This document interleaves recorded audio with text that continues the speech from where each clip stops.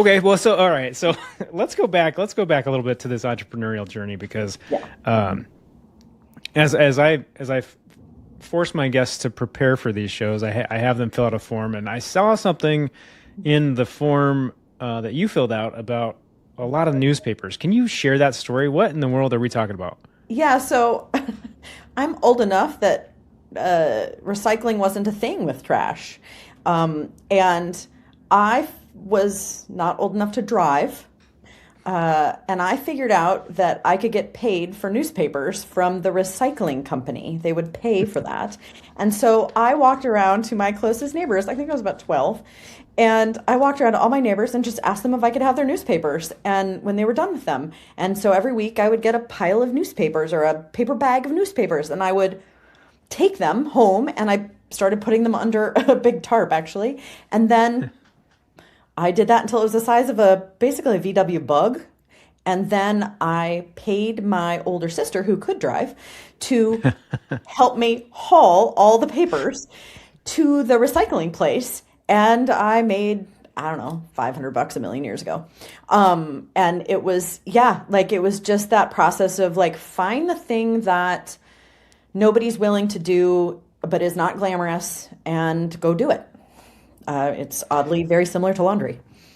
Yeah, that's really interesting. It does kind of spot a trend for you, right? In terms of how you try to show up and how you try to create better experiences, easier things for people. So I think that's fascinating.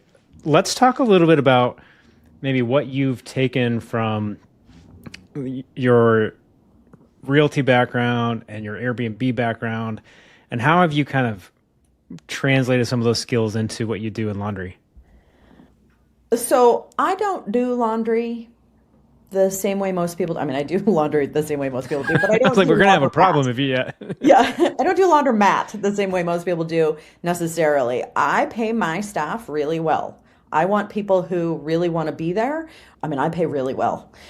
It means that I am less profitable, or it will take me longer to be profitable. But also, I have staff who are amazing because they really want to be there.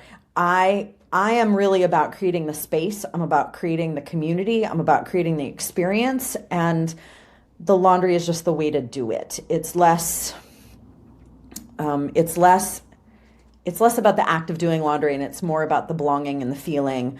I looked a while back at really all my businesses except for, say, the newspapers. It was about it's always for me about home. How can I make people feel like being at home? How can we make home better? Whether that's my real estate, whether that's I owned a cleaning company for a while, I owned a professional organizing company for a while, you know, own a laundromat. It's always about home. And so what can I do in the laundromat to really make it more homey? That's probably the big thing that I brought to it. That sometimes when I hear about other laundromats where it's like, what, you could fit way more equipment in your space. I could, but I don't want to. I don't want to. I Mm. want lots of space around my folding tables. I want a kids area. I want couches and chairs and people to be excited to be there. I mean, is that from what you can tell, does that seem to be the way of the future in this space? I think that there's room for both. I really do. I mean, I live in a small community where people want to be part of things. I think with post COVID, we're all craving connection on some level. Hmm. I mean, we just need connection, and COVID really took that away, and we've never really recovered from that fully. And so I do think that we'll see more of that. And also, some people just want to get their laundry done. And so I think there's room for both. It's not an either or. I think we will see more, and I think we are already seeing more laundromats that are more about the community than we ever have. I mean, a laundromat 10 years ago, even, certainly 20, 30, 40 years ago, it was just here's some machines and here's some stuff and go on. And now you hear much more about like the vibe of the space or the services they provide or how great the staff are. Like it's just a different experience than it ever used to be.